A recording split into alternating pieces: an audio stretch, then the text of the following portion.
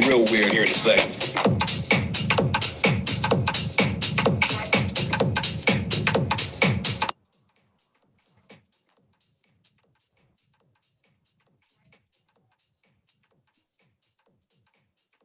Okay.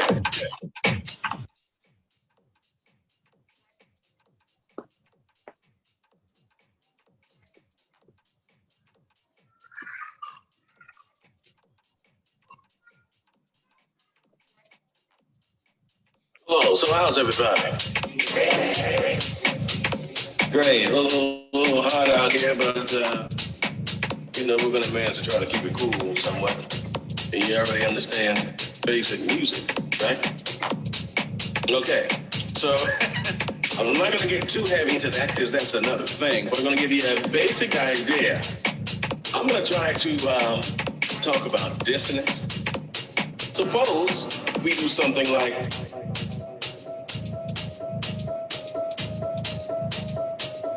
okay, so we're going to start in 2 minutes. We're going to start today's session on corporate branding in 2 minutes. Okay. With Dilip. I don't know what it is. So get some coffee, get some tea, some water, and get ready. Now, we're going to get real weird here in a second. For example,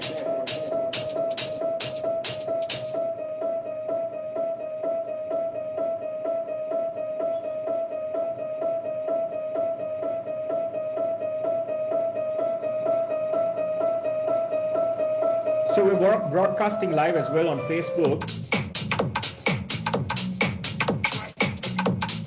And we're going to start in 1 minute.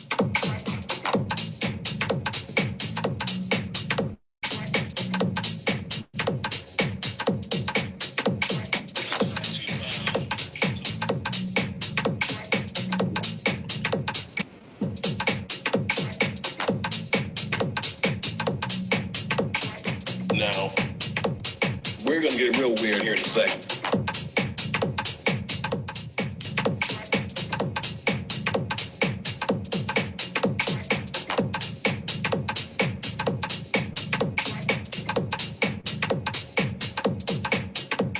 All right, so let's get started with today's agenda. I'm very proud to have one of my closest friends who's a very who's built a name for corporate branding and managing brands in Sri Lanka. And may I, all of you, before we start, to mute your mics, Could you please mute your mics? Right? And let's get ready. For the next hour, we are going to listen to a branding specialist.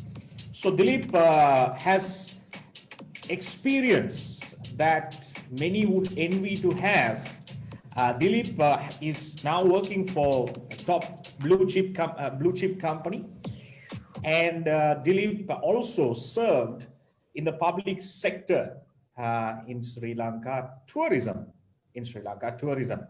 So I think you and I have a lot to learn. You and I have a lot to pick some ideas, especially if you're studying for CIM at Cambridge College. If you're doing your final level, we have a subject called corporate digital communications, managing corporate reputation. We have few subjects on corporate strategy as well. So let's pay attention to someone from the corporate sector who does it every single day, wake up in the morning and manages corporate brands, manages brand managers, and leads one of the top companies marketing, as well as manages the corporate brand for a blue chip company in Sri Lanka, that is John Keel's Holdings. So Dilip was the managing director formerly at the Sri Lanka Tourism Bureau, and today, despite the pandemic, despite what's going on, brand building and corporate branding has been something that we cannot ignore as marketers, especially with the whole digital landscape changing, where there are new behaviors, new habits, we call it the new normal, and where there are new demands of consumers. Today, we need to, as marketers, reinvent and be mindful more than ever about managing the equity of your corporate brand. So we need to re-strategize, and we could not listen to someone better who manages it, who manages and strategizes and works on delivering reputation in our country, in Sri Lanka. So he has been responsible for the Sri Lankan brand in Sri Lanka tourism, as well as in the corporate sector now. So I want to invite Dilip. Welcome, Dilip. Welcome to the session today on corporate branding. Thank you, Louise. Thank you. It's a great pleasure to share some of the knowledge that that have been acquired and experiences over the years, so that we can actually keep on breeding the good marketers which Sri Lanka needs. So let me just share that with you in the today's deck that I have, and then try and share some thought process, and maybe actually we can ask any questions and answers towards the end. I don't want to bore you with a very big technical presentation, but try and see as much as possible how we can move forward. Can you see my screen? Yes, we can. Yeah, right. Okay.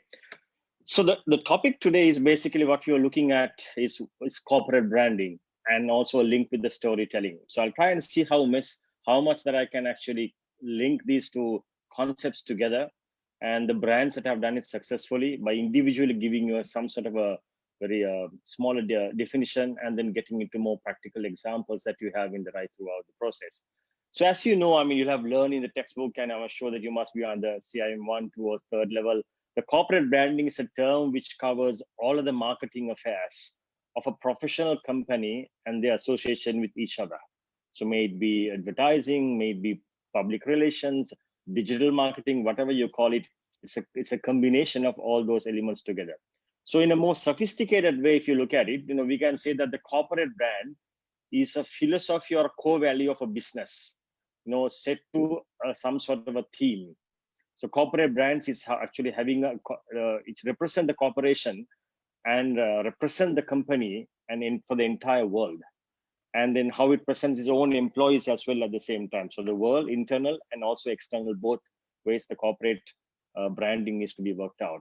So all the successful companies, their logos, slogans, symbols that represent their products and services, it can be actually coming in form of a promise in the end of the day. When you see, for example, name of JKH or any other singer or any other corporate brand, when you see there's a promise that comes to your minds, and then that actually continue for beyond that period.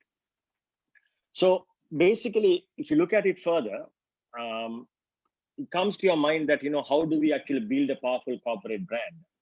And there are about 4 or 5 key points that you need to keep in mind. First of all, you need to understand what is your brand all about.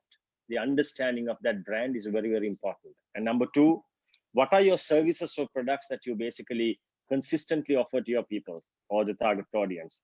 And what purpose do your products and services serve for? The purpose of the brand is very, very critical, because you can't be everything to everyone. The 4th one is, what is the target audience? And then why should they prefer your brand? Finally, is what is the promise and the value that you give in your process as a corporate brand? So that is what you need to understand first. So clear, unified corporate identity can be critical to competitive strategy. That's very, very important if you're actually driving market share. And firms like Apple, Philips, Unilever understand this very well. And it serves actually a kind of, what they say is, it's like a North Star, which is giving you a direction for all other products and services, the direction which they should go. And that's the purpose of the proper corporate branding.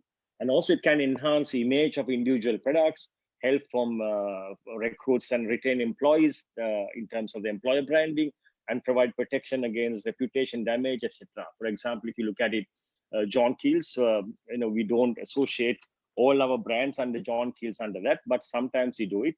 It basically comes in to say that, we are talking about the employer branding, we're talking about investor branding, and we are looking at more government public relations. That's what we use the brand for, essentially. So these are the 3 components. There's something on the screen, maybe not from my side, but so these are 3 things that basically coming into play when it comes to the corporate branding. So when you're looking this corporate branding, there are 9 components that you need to keep in mind, that you need to define in your entire corporate branding when you're crafting the corporate brand. The first one I mentioned earlier is the value proposition. The other one is very, very critical, the relationship. I will tell you, take you in detail, the value of the relationship that comes into play. The third one is the basically positioning that comes into play. How do you position your brand? Fourth one is expression. How do you basically look and feel of the brand? And how does it actually people relate to it by name, by colors, by slogan, etc. The most important in the middle is the cause of the brand. A lot of people sometimes don't understand the purpose of the brand. The strategy of the corporate branding starts with the purpose, the personality of the brand. How do you basically people pursue in terms of details? The sixth one is the mission and the vision of the brand. And the other one is the culture that you actually developed in overall. And then, of course, the last one, which is a lot of people forget, is the competencies that you need to have to drive a brand. So those are actually what some of the key elements that is going to give you from a corporate brand, and it gives you a competitive advantage, and also it's facilitate.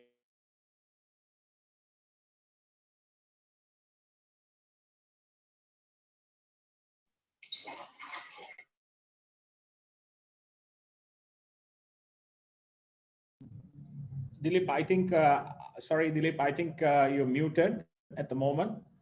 I think. Okay, can you hear me now? Yeah, it's automatically got muted. Yeah, okay. I lost you there from maybe 2 few seconds. Yeah, yes, it provides income. Yeah, it's a corporate branding gives you like a more competitive advantage to you. It facilitates new product and launches, and whenever you want to do that, it will help you. It also helps you to company to actually go into new territory. The acceptance levels is so high. There is an emotional connection with you, saying that it's, for example, if a product is by Virgin or product is by Google, so then actually acceptance levels is quite high. And then there's an emotional connection between the products and services that comes into play. And also it makes marketing is not that much easier, because a good product and services coming from a good corporate is that much easier, and the acceptance is very much there in detail. So these are actually some of the key elements that comes in. So while you understand these 9 elements of corporate branding, let's look at one of the key elements here is that of your naming strategies. A lot of brands actually go wrong here, and when we actually try to get you from beginning. Once you understand the fundamentals of your corporate branding, then the question is that how do you name your brand? There are over 300 million brands estimated around the world. It's very, very difficult to come out as a strong brand. Not forget about being a strong brand. Sometimes even finding a name is that much difficult. So there are 6 or 7 key strategies that you can look at it, how you come out with a nice name for your brand if you're starting from new. I believe there are a lot of budding entrepreneurs in these classes, in these marketing classes. So it might be very useful for you. Of course, established companies may not necessarily change their name. So there are 3 examples. I put Dilmah, Burberry, and Disney. Sometimes for ego reasons, sometimes for the charisma of the person who's doing it.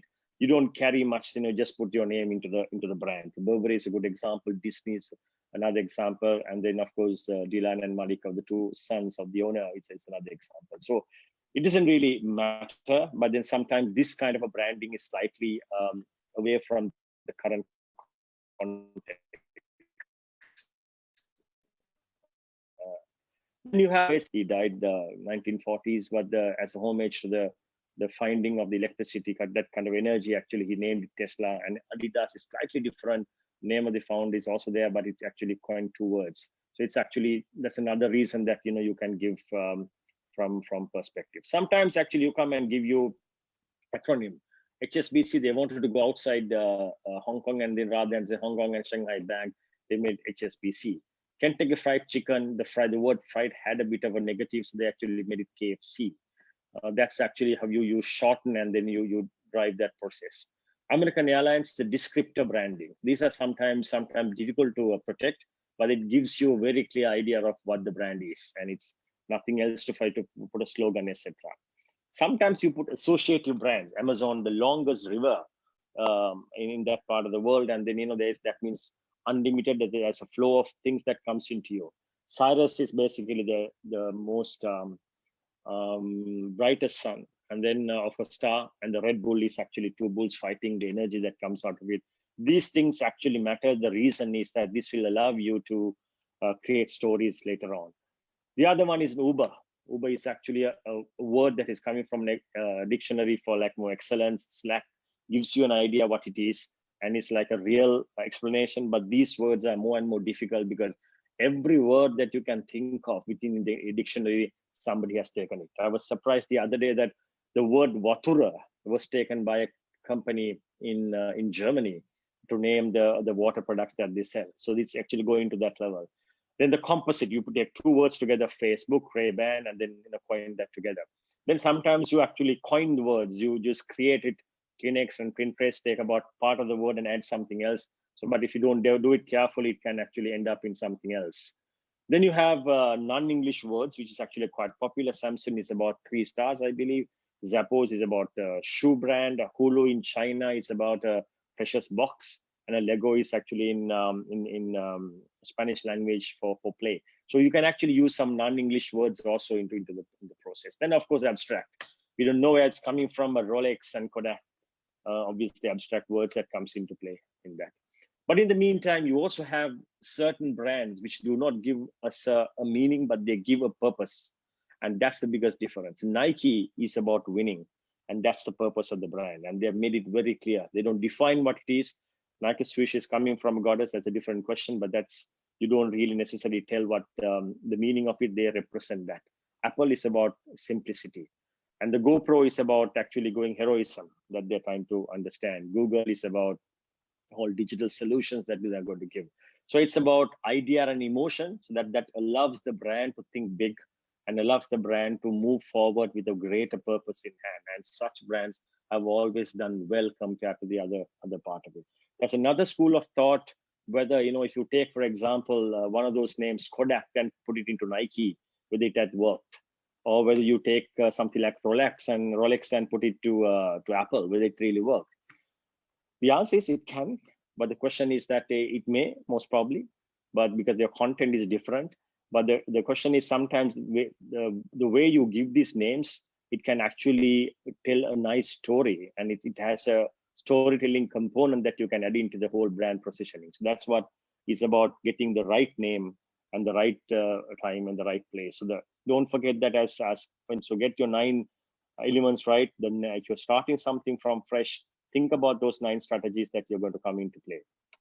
So it's after this, what will happen? So the brand, there is something called the building the brand relationship. That is the most important element of it. Think about scenario like this. You are in a nightclub, or you are in a nice restaurant with some friends and talking, have a good time. And all of a sudden, some guy comes in and said, "Hey, look at me. I'm the most hot-looking guy, and I'm the most wealthiest and most richest. I'm the most educated. I have the best job in the town, and I have the best car. And you basically come with me. And then if you come with me, you're going to have a good time." Imagine what was your reaction going to be. You'll pay some attention at the beginning, and then you will maybe ignore for forever, and wouldn't care of that much. Sometimes our brands try to make that noise. Similar way, trying to give too much on the face, rational information. As a result, people ignore you. But building relationships is quite different. 75% of banner ads are never clicked by people. And then 60% of promotional emails are never opened. So relationships are the lifeblood of brands, and makes you feel like you're part of it. So you need to make sure that building that relationship, if you want to build a good corporate brand, and that is what you need to do moving forward, so that you get the benefit of that. So the storytelling component of that emotional bond is more important than any other advertising. For example, Nike believes that athletic excellence, not just in shoes, sports, or equipment, they stand for good athletic experience in sports overall. And that's the story that they're telling and right throughout, and they actually live that brand right throughout. Stories are 22 times more memorable than facts and figures alone. If you tell a story about your brand, very strong one, people will relate to you. People will understand what your brand represents. So our neural activity increased 5 times more when listening to a story. And I will tell you at the end, how does that work? Storytelling lights up the sensory cortex in the brain, allow the listener to understand and listen, and then taste and even smell the story. And that is what you need to tell all about the brands. And sometimes it says it's difficult to find these stories, but of course there are ways and means that you can do. So that's what we say is this is also known as your heart share component. A lot of people actually, when you get to new brand managers, sometimes there's a lot of eager, a lot of enthusiasm to get the market share, etc. Very, very important to get that. At the same time, try and get the heart share as well. So intention of the brand is directly linked to your heart share. An example is actually your Harley Davidson. If you look at the Harley Davidson, what they promise you the speed that you're going to love it. And with that speed, that sound that comes in, and that's what they are going to sell that. They are going to allow you to experience the speed as well as that whole, the sound that comes in, the charisma that comes along with it. So as a result, they're not just selling a motorbike, they're selling much more than that.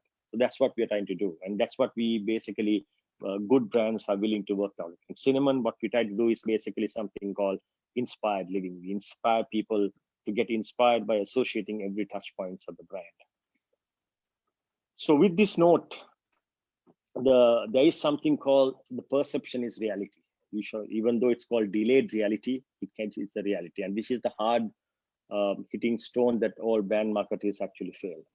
So if you don't use the authentic storytelling, it's difficult to create that emotional connection between the brand and the audience. And as a result, you may create some perceptions. But if you do it properly, like Coca-Cola, it's simple and effective technique has really proven well, then you will be able to create that perception which are conducive for your branding. And today, the storytelling is deeply embedded within the context of strategy of all big brands and startups and everywhere, and they're doing a damn good job in that. So this is what we need to working on moving forward. The story and the brand taste, actually, when there's a story, the branding tastes much better, rather than just selling that, my intention of the brand is to serve the AB category, and I give you a speed more than anyone else, the highest technology that is available, and the most relevant, the best consumer service that ever we can look at it, after sales services. Anyone can say that. But the story that you put it together can be your key differentiator in that context. So it's very important that you look at it. I'll give you a small example.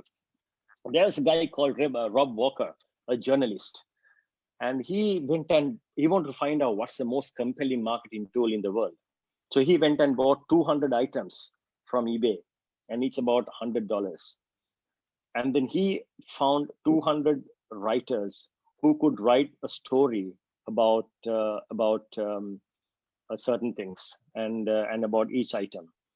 And as a result, he was able to, then he actually went back to eBay and start selling all the 200 items. So he invested something like $127 at the beginning. And then I'll show you a picture later on. And then he starts selling each and every item. And then he collected closer to $8,000 by simply adding a description to that particular item, each and every item that he bought before, for nearly $1 each. And the return on investment is over 600%. And that was something which you can never think of. And as a result of storytelling, how the price was actually increased and how the upselling was actually created. 10.5 billion is paid all over the world actually now for the product placement, which means what? When you go to James Bond, you see that watch coming in Omega, and you feel like wearing it. After that, you create that association part of the story. So the emotional investment that you can think is very critical, that, especially on the storytelling component of it. What happens is, in most of the time, the story of, when you fall in love or something, after 1 year, that till 1 year that you're really doing a lot of things and engagements, but then after 1 year, sometimes the reality hits you. And that moment, you start thinking logically. But then what happens when you tell stories similarly, that initial year or two, people start listening to you, people start listening to the brand, and you can keep on doing that.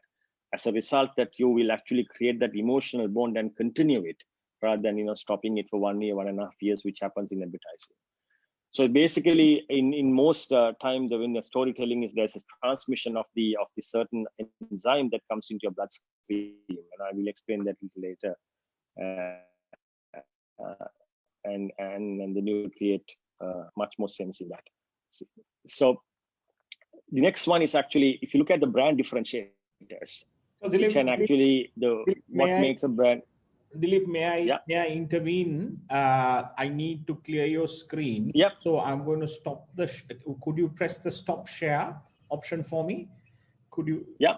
Yeah, something has come in, yes. Yes, so that I think if you can reshare it, then your slides might be clear. Your slides might be clear. Could you reshare it now? And I'd request everyone to kindly refrain from trying to draw anything on the screen. Dilip, could you kindly share it again? Yeah. Because there are a few of you who are... Can you see it? Yes, we can. Yes, we can. Sorry, you can continue. Right, okay, cool. Okay.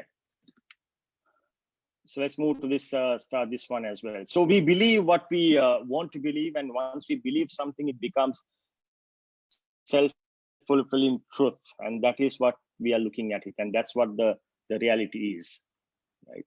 So the philosophy behind much in advertising is based on the old observation that every man is really a true man, the man he is and the man he wants to be.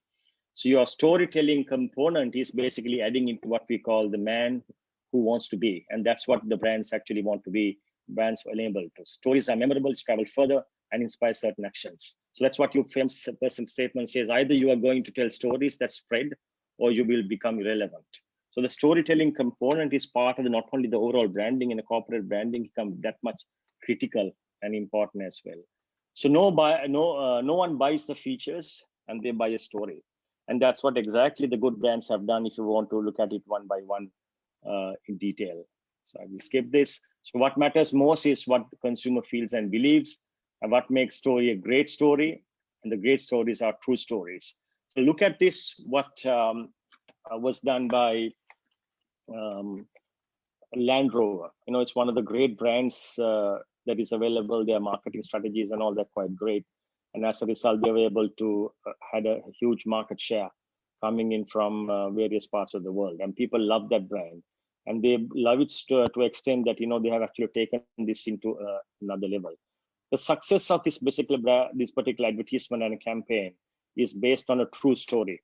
So maybe, Lewie, you can play that from your end, then I can analyze that later. Yeah. Sure. You might need to press the stop screen, Dilip. Yeah, done. All right. So let me try and play the Land Rover ad. Let me try and share my screen.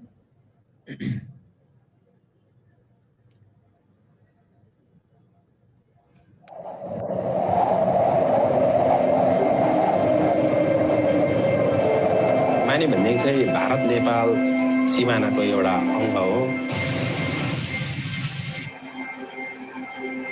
भन्ज्याङ भनेको चाहिँ अब मोर सबैतिरको बाटो This is not exactly a town, this is a small village, but out here we have around 40 Land Rovers. Land Rover बुढो हुनुभएको अनि अब त्यो मान्छेभन्दा ज्यादा भएको एज भएको त छैन होला अल टोटल मिलाएर अहिले हाम्रो 42 वटा गाडी छ त्यही कारण माने भन्ने धेरै फेमस भएर गएको छ And we feel so proud about it. Where people say, where do you belong to? We say, we belong to the place, we have Land Rovers.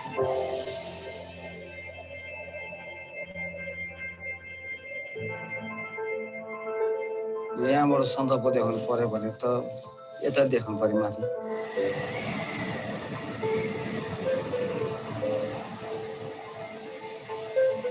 माने भन्ज्याङमा ल्यान्ड रोभर इम्पोर्टिङ भएको चाहिँ किनभने माथि कच्चा रोड थियो अरू गाडी त्यो हुँदैन अनि road up to Sandakpur steep, I would say like this. यहाँ बाटोको अलिकति त्यो अप्ठ्यारो भएकोले गर्दाखेरि सन्दकपू फालुट रोडमा अरू गाडीले त्यति तुलना नगर्दा पनि हुन्छ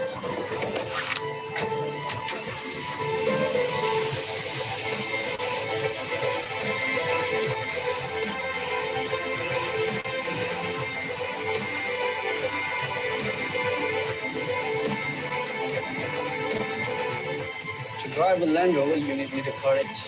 You must be very confident. Driving on the bumpy roads are very tough, but you can get anywhere you want to drive a Land Rover. Now there are lots of cars that comes with lots of complexity. But no, I like the simplicity of it. All this one, 1957 Land Rover. So it makes me very strong. जुन चाहिँ यो land रोभरको कम्युनिटीहरू छ हैन संस्था एकदम राम्रो छ जस्तै मौसम जस्तो बिग्रिँदाखेरि नि उहाँहरूले त्यस्तो मौसममा पनि हामीलाई ठिक जग्गामै यसरी अब एकदम safety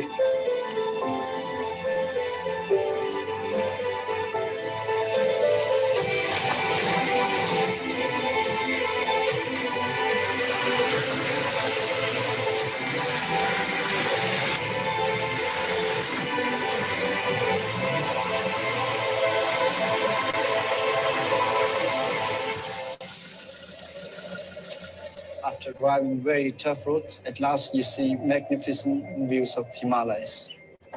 It's very spiritual and calming. Land Rover is so important to this community because everyone who have a special emotion connected to the Land Rover, that's why they're still alive here. And it's unbreakable.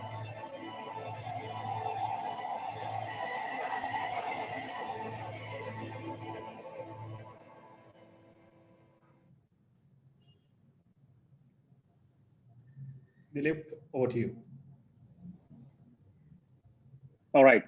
So it's a remarkable story of Land Rover, and that came to life in the 70th anniversary of that. And they found these two villages which are really running 57 very well maintained 1957 the Land Rovers. And the team went from Land Rover, lived there about 3 weeks, and created this beautiful production, which had a lot of value. And then finally, it adds the value and the credibility to say that, you know, incredible off-road capabilities of Land Rover, and that's what established through a amazing load storytelling, which actually added into so many other areas in the campaign. So great stories are very subtle. It doesn't have to be on the face. Sometimes you have to see a lot of brand managers that are coming now. It says that sometimes they look at how big our logo is going to be in the advertisement, and that's sometimes the training that you get, how big, how many flags that you can actually put to make sure that, you know, your brand is visible. If you're going to try so hard to show your brand in that way, there's something wrong in that. There's much better way of doing that. Great stories aren't aimed at everyone. It's actually for certain people. Great stories don't contradict themselves. For example, you don't have Land Rover, which actually not having off-road capabilities, if they have shown that earlier video. Great stories agree with our point of view. And this is something I'd like to show you a very quick video as well. Lewie, if you can do that on the IKEA video. Yes. Let me share the next video. Can I request you to mute your mics if you have kindly mute your mics. Let me share this video.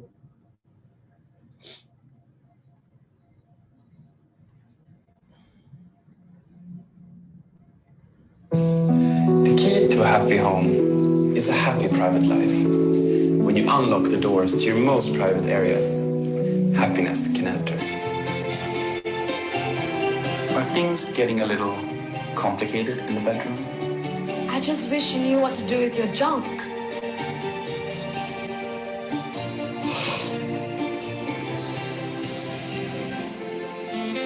Try a little space. I think we need a little space. I think we need a lot of space.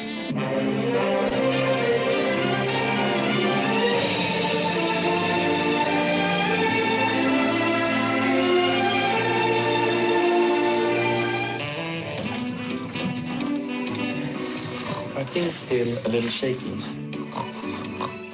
This is when mutual support matters most. Support can be soft, I love you, or firm. I love you! Forever. Ow! Next time, if you find yourself starting off on the wrong foot, change course swiftly.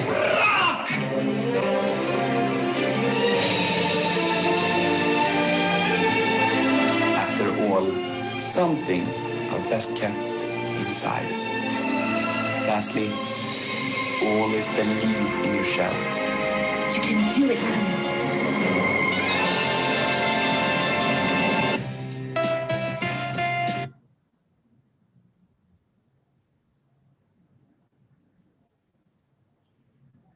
Dilip, you may continue. All right, super. Okay, thanks. That was basically the IKEA advertisement that was based on Singapore, who won many awards based on how they were able to tell the real story based on, and then use the storytelling component, and then that's actually skyrocketed their sales right throughout. So this is actually a sheer example of how they linked in the communication on the storytelling component and also the building the brand from a corporate level. So remember, the brand is actually equal to an adjective, and it has to be treated that way. The consumers can create the adjective. You actually listen to them but never lie. That's important. In the command. Consumers should be able to ask the marketers one important question. That's what you need to be really true for yourself. If I know what you know, would I buy what you sell? Ask that question from you. And if that is the answer is yes, then you're convinced of what you're selling. And after I've used this product and service, will I be glad I believe the story, or I feel ripped off completely? Answer that question as well, and live your story right throughout. Every touch point is another opportunity to tell your story. And for example, recently, Sri Lanka opened up the country for foreign visitors to come in. We had two of our hotels. While most the hotels actually is complaining, saying that is not there, this is not there, we quickly moved in, set up our 24/7 hotline, and start actually moving, giving the information which people wants in that forum. Created the video step-by-step video, created all the FAQs, answers, put all that information into the website. And we found that we got actually much more bookings than the rest of the competitors. And we actually start telling the opening of Sri Lanka in a nice story, so that people understand and start trusting us from an official perspective as well. So these are actually some key examples of what you need to do when you're doing this. The other important thing is the summary of the good brand story. I mean, so far what you're saying is that you have to listen to your customers. Customer is actually one who knows this entire element. It's actually much worth investing to understand what customers are saying. The good insights are coming from customers. So if you don't listen to your customer, then of course you don't necessarily get what you need. To uncover the best customer stories, our best tip is to invest a little more, so that you get that information out, and asking customers to share their stories, and also the memories with your company or a product or a service, social media, email marketing, and also run contests to encourage stories. Top companies create culture of sharing and storytelling in them. So that actually will help a lot in moving forward. There are basically 5 ways of you telling the story. One is the show human side of you. That's a very important element. People love it, especially after COVID-19. We have seen the brands that have shown the human aspect of it has really grown. That pink hat that comes into play actually gone viral all over the world within just less than 2 months as a result of main course that they had in their hand. Show your backstory, like Land Rover that they had. Develop a narrative, inspirational message, and use customer stories. These are how you actually plug in to your corporate branding, rather than telling that I have a brand which is trustworthy, which is more technological savvy, which is this is my vision and a mission, etc. Put in together, which nobody understands. It's actually, even sometimes, employees may not necessarily understand what those words are, because it can mean so many things. So that's you put these 5 together and tell that in a story where people can understand. People will pay attention to you and not move away from you. Then the functional storytelling component is something which you need to keep that in mind. So when you're actually talking to people, you can control whether your story has the effect of an angel cocktail, which I'll tell you what it is, or it can actually move people completely away. This is something, the most important element that you should basically understand how it works. And I will tell you the reasons for that the next time. So it's coming into this, the 3 elements that you basically can work on this. There is 3 types of hormones that releases in your system when you're telling a story.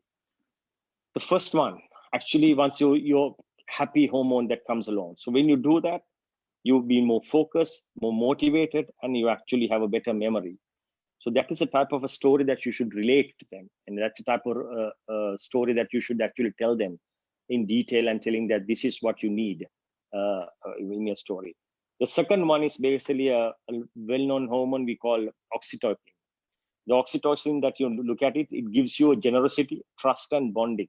When you tell a story, something like, which you have done. For example, if you tell a story from a cinema, and I'm taking again that story of giving 1,000 room nights for the health workers when they had to go through such hardship. That's the emotional story. And if I give a pitch to, let's say, to an operator, if I have two choices to say, I'd start with say that we have a hotel chain of 14 hotels, all 5-star luxury and 4-star luxury. We have 2,000 rooms. Every room has minibar, etc., etc. Or I start with saying that there was a time that we had to go through the roughest patch of humankind, the COVID. During that time, we had a set of people who had to work, the global health heroes or the health heroes who had to work right throughout. We knew that they couldn't go back to their houses and had a good time. And it was so difficult for them. So our response was to see whether we can give them 2,000 room nights so up to them for each and every one of them can come with their families and spend some time and rejuvenate them so that they can go back to the society. This is what ceremony is about. So this, if you put this in the story in slightly, a lot of people, the way they react is completely different. And that's what called your generosity, and we call the effects of oxytocin coming in. Third one is endorphin, which is the third hormone that comes in. That basically comes into play that, when you actually tell more adventurous story, and you will actually feel a lot of vibes will work in you. And as a result, you will start relating more to the story, will feel more attached to that. How many times that, when you go to, if you're going to go to the board or any other presentation that you're trying to sell something, you try to make one-on-one presentation, and how many times your presentation, so the idea will shut down. If you can find, even in your own way, a little story that connects everyone, that's going to be critical for you personally, for your work, as well as for your corporate brand. And this is what we call the functional storytelling component. So anyone actually doesn't have to be that beard person with a rough voice who's telling the story. Anyone can be a storyteller. Everyone can actually create that story. So you need to write down your story. And when you write down the story, you'll be actually realize that you have much more stories to tell than you ever imagine in your company, in your corporate, in your brand, or in your service. Index your stories so that you know which create the laughter, empathy, and intensity. These are three components that you should create. And as a result, you get the desired impact from the rest of the people as well. So with that, we talked about today the importance of corporate branding. What is corporate branding? The 9 elements of corporate branding. And finally, the naming strategy for a good corporate branding. And then what is storytelling? And how do you link the storytelling into your corporate branding so that people will start building that emotional benefit and emotional relationship with your brand, that you will be accepted, but you will not be rejected by the person who try to shout at the nightclub saying that I'm the best. So with that note, I think I'll open for any question and answers fields you have, and hope you found this interesting in whatever the areas that you're having. Thank you. I have a few questions. That was fairly interesting. I just want to get to the practical side of things. There are some questions coming on the thread as well. Would you mind stop sharing so that I can see you and perhaps ask something? Yeah. All right. So Dilip, basically, something that fascinates me. I mean, I've been in the corporate sector and now I'm a full-time academic SME. Something that really fascinates me at the moment is the role that digital marketing would play from fostering entrepreneurship, from helping small entrepreneurs to large corporates, perhaps like John Keel, Cinnamon, and so on and so forth. Now, what role does digital play? I mean, just to bring in a perspective there. Today, I believe brands can be made over years, 50, 60, 75 years, but you can lose reputation overnight by one small thing that goes viral. And sometimes it is not necessarily your fault. It is something that happens with a supplier of yours.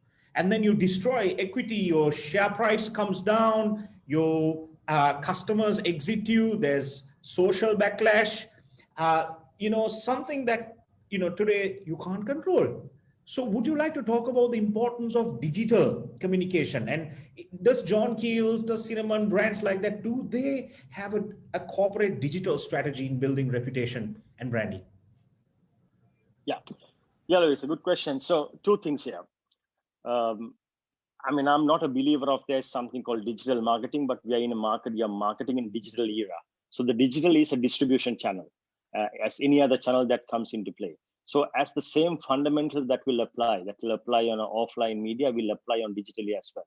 So there are certain techniques that you use in digital marketing so that you're technically savvy, the same way that you get your newspaper advertisement right in print, etc. The digitally, there is certain technical element that you need to do. But what is more important here is that how many messages that you see for a day, how many posts that you will see, how many stories that you will see, the millions of stories that comes into play. How do you grab the attention of your consumer in that? And that's how you come in, good storytelling coming in. Good stories have a great following. The video that was released by us, and normally we try to get 3,000, 4,000 views for a video average, but then videos of step by step for Sri Lanka reached over 100,000 in 3-4 days. A simple video that I'll tell you that once CNN anchor who came to Sri Lanka, and Richard, actually he went to Sigiriya and he was actually having a and having family, had my phone filmed that. I said he's having authentic, and that was shared. So that's a moment, that story that came into play. So that's what is important, is that the medium is there, the technology will keep on evolving. But what is need to understand is that the content that goes into that, what is that content that people will trust, people will build that emotion, is something that you need to build, and that will come through consumer rather than discussing in various boardrooms. Second question about reputation. The reputation is, you need to build your reputation prior, not something happen when that something happens. If I tell you that today, that New York is unsafe, you will never believe that. But if I tell you that Tehran is unsafe, you will believe it, because there's a perception that that built over the years. The perception is delayed reality. Once upon a time it happens, therefore it happened. But New York can be as dangerous as any other city in the world.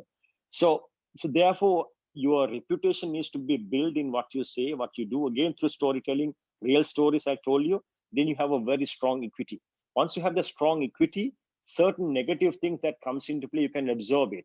For example, we had a vegetable samosa issue in Cinnamon Grand, and somebody says chewing gum inside the samosa, and the customers defended us. We didn't have to do anything, because how can that be in a 5-star hotel like that? It can't be. There's something wrong. But if you say that you found a chewing gum or something else in another 1-star hotel, which I don't want to name, but people tendency of believing that is very high because they don't have the equity that is required. Increase your equity into the relevant level, and as a result, then you will be able to handle these negative sentiments, and digital strategy will really play that off, because you have the audience that you have built through credible information. Just to put perspective there, I think from a marketing standpoint, I was fascinated. Yesterday, we saw the most watched videos on YouTube. The stats came out for Jan 2021. And I was actually amazed, Dilip, to find that the highest viewed video in the world right now is actually watched by my 2-year-old daughter. And the highest played video in the world is by Ping Fong. I'm not too sure that you even know about it. Ping Fong. I know about it because my daughter watches it, right? And it has 8.5 billion views, 8.5 billion views.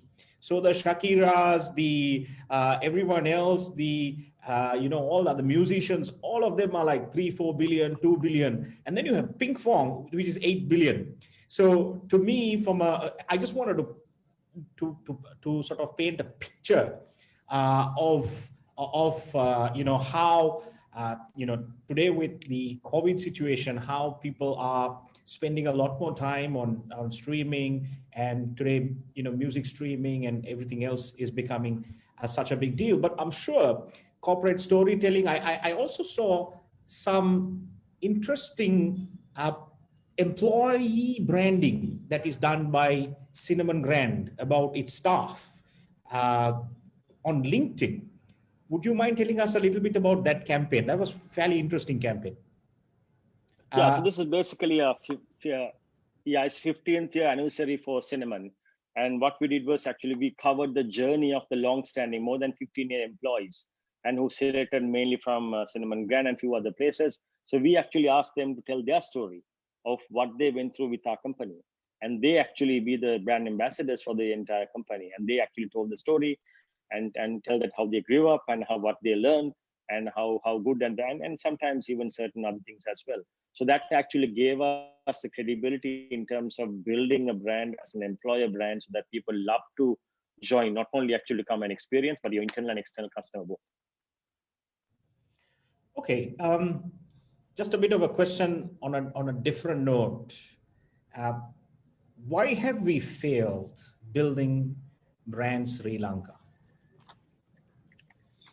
I think it's like this. There are few reasons. If you ask me how Germany was perceived after Second World War, the most hated country in the world, 1949, 1950, and Germany took 30 years to bring that to one of the most admired countries now. Sri Lanka, the war ended up in 2007, 9, maybe 10, and 10 years have gone. So the reputation of a country is not built through communication campaigns, because reputation is earned, not bought. Tourism campaign can be run commercially. We call selling campaigns. But the reputation of a country is basically earned, and that's a more policy based. That depends on what we do internally. That's also what we do internationally for global problems that we are facing. Can Sri Lanka play a critical role? Poverty, drug issues, the various terrorism problems that are going through, and the pandemics issues that are coming in. So if a country can play an active role in global issues, people develop certain perceptions and make it a good country. But if you don't do that and only focus on internally, it takes a longer time to develop it. We have a very good perception today. UK Condé Nast has named Sri Lanka as #2 destination to travel in the world. In 2020, that was that. But tourism perspective, we have it, but overall we need to improve, because it all will depend on how the politicians also react in certain policies. All right. I like a few points that you said there, that about reputation needs to be earned and it cannot be bought. It's so true.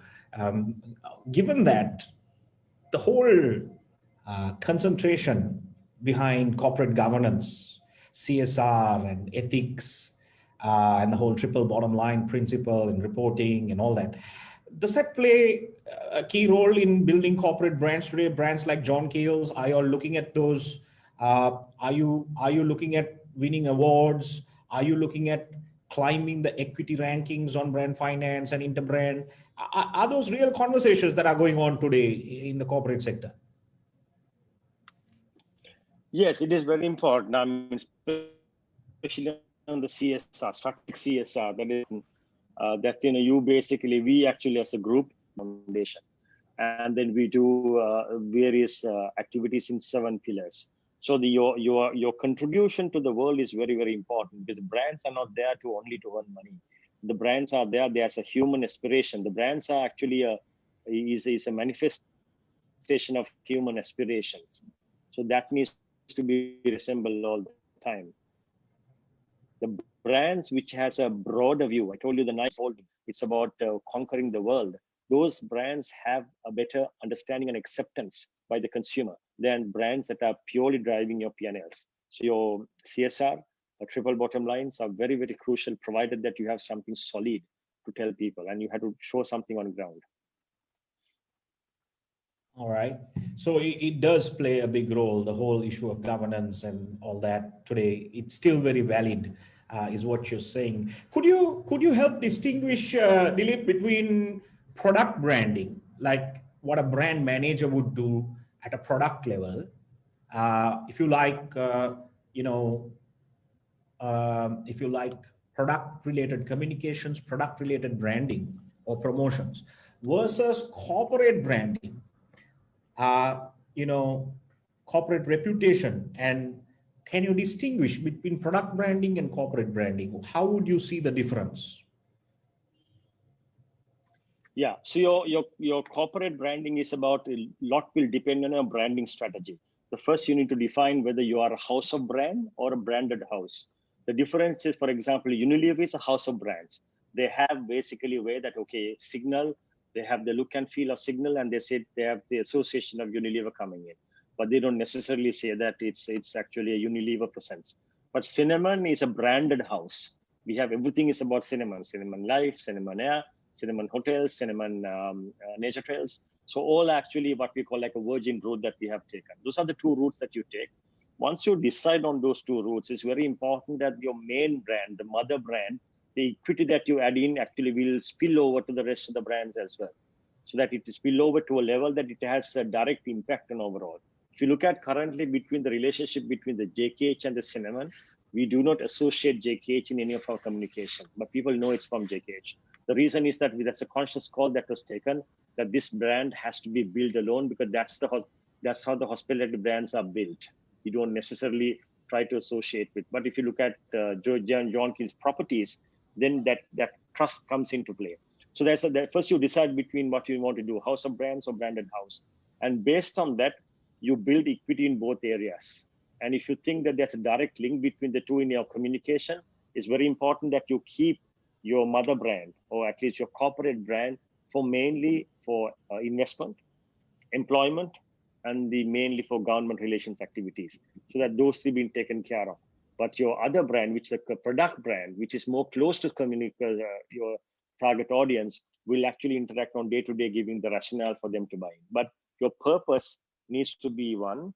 Your purpose needs to be actually a reason to live. Should be actually one, so that everyone give that direction. As I told you, it's like a North Pole. You're going into one direction rather than going on 10 different directions. Do you see any branding opportunities, Dilip, in Sri Lanka? From a marketing standpoint, I see a lot of opportunities for the next generation to try and embrace. I mean, we don't have a science park, or we have a few science parks, but we don't have any reputed science parks, perhaps like the Silicon Valley and a few others that you'd see around the world, where we sit and, try and build global brands. We have Dilmah, which is the #1 global brand. We have Sri Lanka Cricket. We have Sri Lankan Airlines. We perhaps have brands like yours in a few markets. Then we have certain other brands that are exporting into other markets. The Middle East, perhaps Elephant House is a global brand. Now, from an opportunity point of view, personally, there are some industries that we are really good in Sri Lanka that there are no brands. I mean, I'm thinking about the coconut. We have a poultry corner in Sri Lanka. We don't have a coconut brand. Can coconuts be branded? A commodity like coconuts be branded is another question, right? I don't see bananas being branded, but in some countries, bananas are branded. And perhaps, there are today sensory brands. You can even brand a fragrance. We've seen BMW brand its fragrance, Singapore Airlines brand its fragrance. Do you see any opportunities that entrepreneurs can embrace to brand commodities that are non-branded in Sri Lanka? I mean, cinnamon. Cinnamon is your name. You have created a brand out of it, but the product cinnamon, we have the best cinnamon in the world, but we have failed to brand it. Can you share your thoughts on that? Yeah, so there are two sides of that question. I think as a country, we have failed to develop international brands. That's the point. That's an opportunity for the younger generation here to creation of brands. We haven't created an Airbnb, we haven't created a Hilton, we haven't created a Marlboro, we haven't created a McDonald's, we haven't created a KFC, we haven't created even Tata. So there is countries who don't build brands actually can't prosper. The reason is, if you take one brand like Apple, their total turnover is much more than the GDP of the entire GDP of Sri Lanka. So if you imagine if you have 10 of those brands in Sri Lanka, what will happen to the economy of the country? That will actually exponentially grow. So that means there is a need for it. There are much needed areas that need to work on, and then that needs to be done right throughout. Second thing is, in all the areas that we call, that is called country of origin effect, made in Sri Lanka. So that made in or made by. So made by Nokia, but made in can be in Japan, or made. So that two elements needs to go together. So we need to create that enabling environment for these products to be properly looked at it. But we seriously being from a marketing perspective, I think we all have to take the responsibility maybe, but we were not being able to get out this out rather than doing white label branding. We're not being able to create a brand which is out there. I have a friend of mine, you will not believe that if he doesn't supply 1 year of nutmeg, the entire production of L'Oreal, 60% of L'Oreal entire production comes down. Everything goes from here. Coca-Cola main sample is produced here in Sri Lanka. So the Sri Lanka has become a raw material exportation, but not the final product. So we need to bring it to that, how to brand it, how to market it, how to distribute it, and creating those channels that comes into play. So I think we need entrepreneurs to think like that and and there's a huge market opportunity there. And in that component, if you have a nice brand called ABC Coconut brand, and that be the name, but made in Sri Lanka, because everyone knows Apple is US, everyone knows Airbus is US, everyone knows Tata is made in India. And as a result, the country will get promoted automatically. Fantastic. What do you think is? I mean, I see the Cinnamon Life project coming about, in all its glory. Could you tell us a little bit about? We're all excited to see this big project that we've been all waiting for many years, and now we see it, unfolding. Could you tell us a little bit about what role would Cinnamon Life as a brand play in the landscape of Sri Lanka? When you look at that entire area of development, what role would Cinnamon Life as a brand play in developing Sri Lanka? Could you share your thoughts? Yeah. So Cinnamon Life is the largest single investment by a company. 989 million US dollars, obviously 1 billion US dollars, 4.5 million square feet, 800 room hotel, 464 apartments, over 20-story office complex, purpose-built entertainment areas, and also a mall which is about 250,000 square feet, and above that car parks of 4,500 cars, 6 banquet halls, cantilever jutting out, open 2,000 square meters, and open air area for various concerts, etc. So this is basically made in mind that the growth of the Asian traveler. The 50 million passport holders in India are going to go up to 75 million passport holders in the next 3 to 4 years. So we need to embrace that numbers coming in, and the purpose of the vision on the Cinnamon Life is that. And that is actually coming from another story where it's like a guard stone. Inspiration is a guard stone. You have 2 pillars and the middle, the guard stone here, and whole Sri Lankan thinking and culture has gone into that in every aspect of it, in the architecture, life and arts and craft inside, and building, all that is part of it. So we believe this is going to be actually a destination itself, like Marina Bay Sands in Singapore, for most of the regional tourists to come, experience, and then be part of this city tourism, which a lot of people are looking for. And then that income and revenue that is coming to Sri Lanka, as a result, I believe will have a positive impact on improving overall lifeline of the country. Fantastic. Just the last few questions. There are a few questions coming in as well, and we're broadcasting live on Facebook, so there are some questions there as well. Relationship management, stakeholder management, managing key relationships, stakeholders. I'm sure that's a priority when it comes to corporate branding. Could you tell us your experience in how important that is in strategic stakeholder management and relationship management? Is it vital?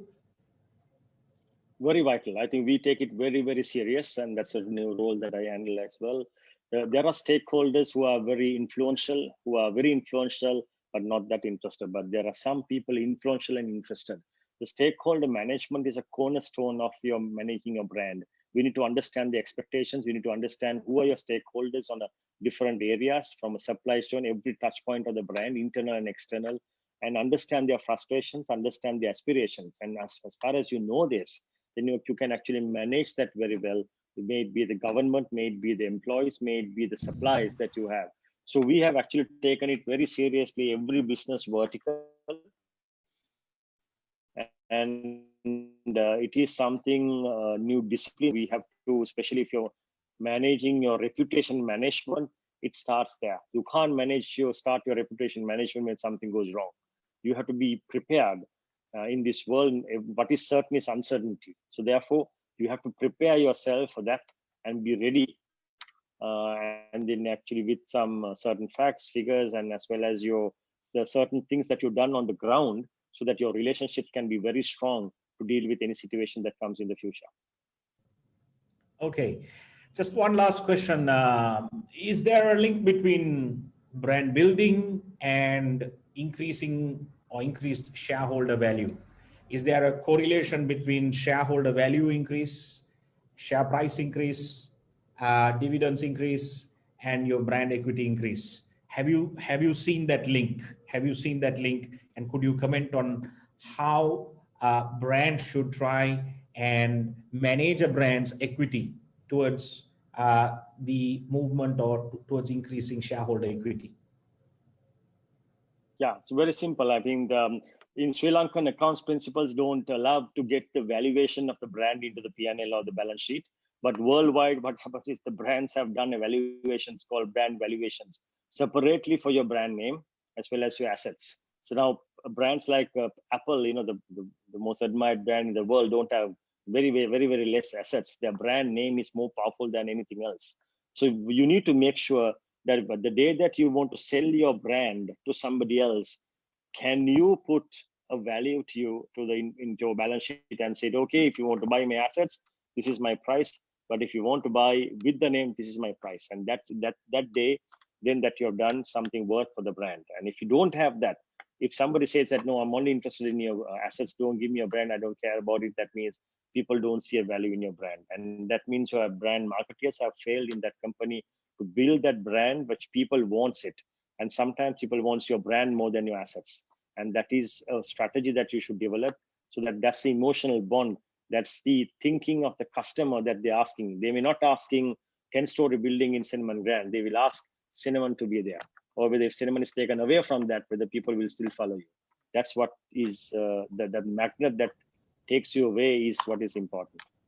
Any final tips on personal branding? We've been talking about corporate branding, company branding all this time, but do you have any final tips for us budding marketers in this group here in terms of what we need to look out for in building our personal brand?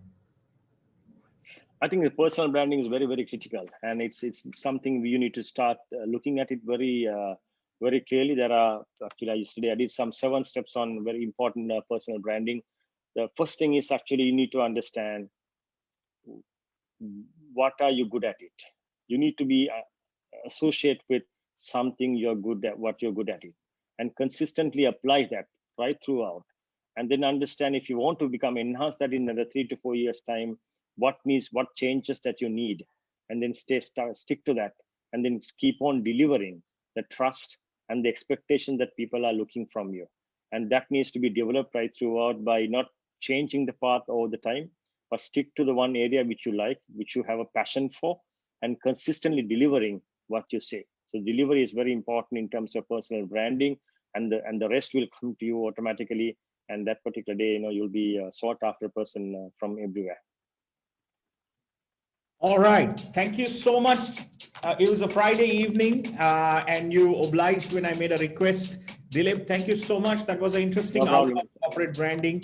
And it's a pleasure talking to you. And we had a huge audience, almost 300 on our Facebook, as well as on Zoom as well. So thank you so much. God bless you. And thank you for imparting your knowledge. Thank you. Thank you. All the best for everyone who joined today. Thank you very much. Thanks, guys. Good night. Thanks. Good night. Thank you. Bye. Bye.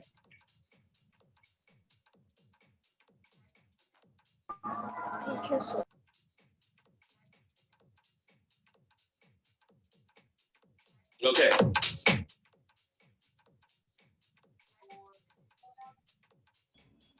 Thank you very much.